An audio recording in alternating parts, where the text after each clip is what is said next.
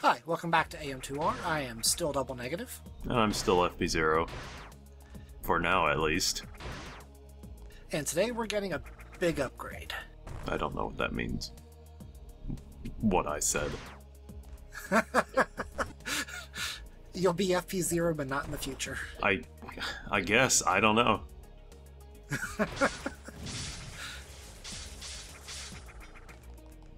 That was a lucky destruction with that blue orb. Yeah. It worked pretty okay. Stupid buzzsaw. I kind of feel like the charge beam in a lot of the side-scroll... In the side-scroll Metroids doesn't really do that much. You know? Yeah. It's good versus bosses. It's like a critical thing versus most bosses. But on its own... In this game in particular, I would say, because, like, in other games I know you can use the charge beam to, like, activate combos and stuff, but I don't know. Well, one of the problems, I think, is that I love it. Or I love having a fast attack speed, but oh boy, oh no, time to run. Running. Wish we could have seen how that looked. It would have been painful though. Oh yes, we would have been toast. No, but what I was gonna get at is I think it has to do with the fact that in this game and in a few others, you can just kind of mash the fire button as fast as you want. Hey. Yeah, like I said, a massive upgrade. Yeah. Massive damage. I think it one-shots pretty much every enemy in the game now, including previously indestructible enemies. Crew Tech is always meant to be the major final item. And this one is not even... I think it's, what, the anti-penultimate item, if that? It's not the final item, but, you know, it's like the good one. Yeah. Anyway, you were talking about bosses and, you know, the charge attack. I think in this game in particular, like, we just have so many missile tanks. Because look, we've got 200 out of 250 missiles, half the super missiles in the game. We can just spam missiles at bosses with pretty much zero downsides. Well, in Super Metroid, for example, it's really... Charge beam, I find, in that game is still pretty darn good. The reason ends up being because a lot of the bosses in that game have high amounts of health. So, versus, you know... It's great versus Crocomire, because that's a weird one. I know, he doesn't really take damage, also. This is, Yeah,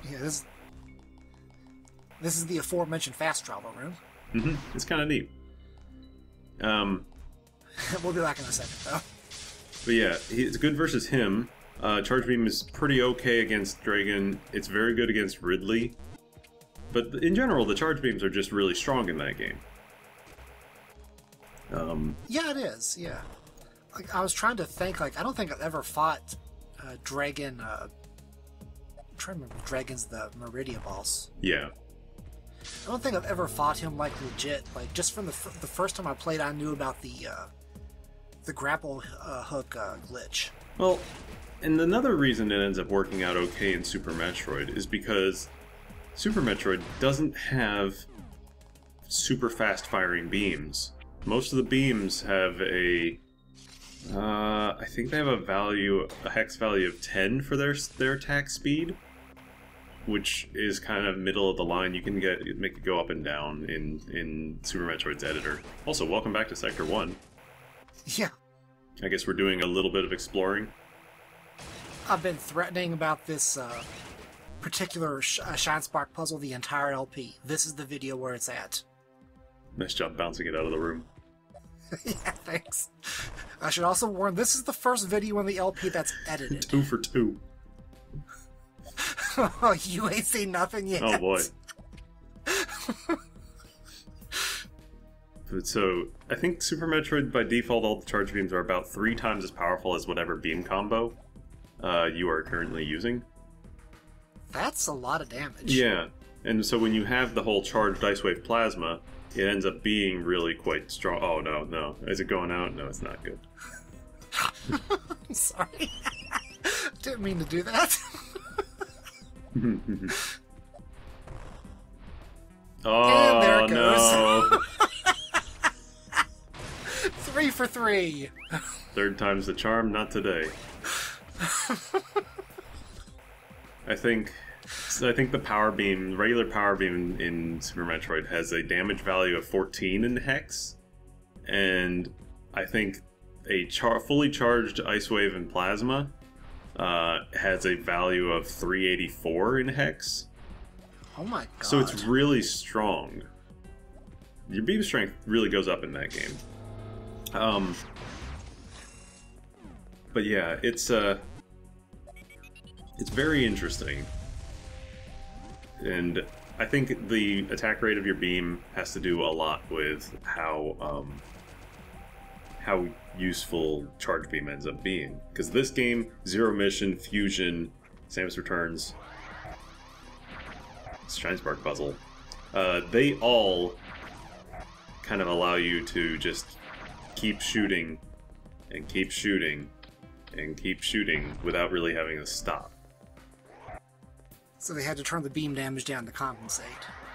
Maybe.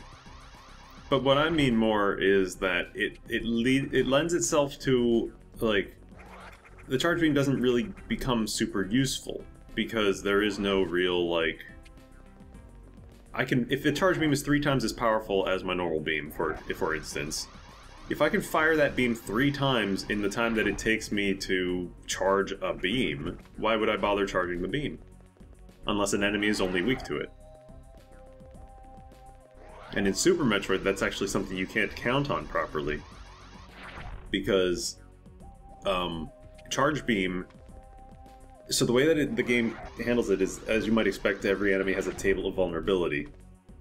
And Charge Beam, no matter what beam, is considered one entity. It's considered one damage type. So if you make something weak to Charge Beam only, it can be damaged, actually let me say it this way. Because I used to hack this Super Metroid, I made space pirates that were only damaged by the different beams that you have. Think Metroid Prime or something like that. However, none of them could be weak to Charge Beam, because if you make them weak to Charge Beam, they can all be killed by any beam as long as it's being charged. Really? Mm-hmm. So it doesn't split off, like, it doesn't split damage values for, say, charged ice, charged wave. It just, beam is charged. Like, it's a kind of a binary figure, essentially. It's like, is it charged, is it not? If so, they can take damage from it. If not, they don't, or whatever. I can see why they would do that, but it is kind of... It does limit, I guess, future ROM hackers. But to be fair, I don't think they were thinking of ROM hackers. No, games, I've always believed, or I always continue to hold the belief, games are only made as good as they need to be. Exactly. And here we're showing off the fact that that wall disables your beam. Yes. You cannot fire from while inside it, you cannot fire missiles, you cannot do bombs. But there are... Dead panels. Yeah, those are the only 2 dead panels, I think, in the entire game. And also the wall or whatever doesn't extend up or down. It's only as far as it appears to go. So it is kind of a neat little puzzle. It's kind of a brain breaker the first time you're through, but after that it's not too bad. Mm-hmm. Aha. And the reward is well worth it.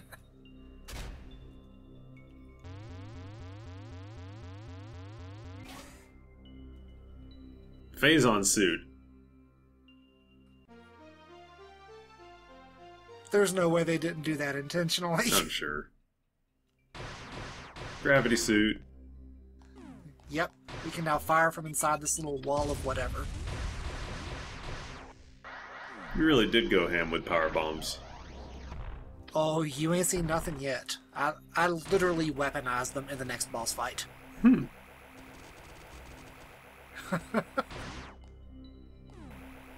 it actually bites me in the ass because I need a single power bomb for, never mind. I forgot that ended. I didn't realize that was the end of the thing.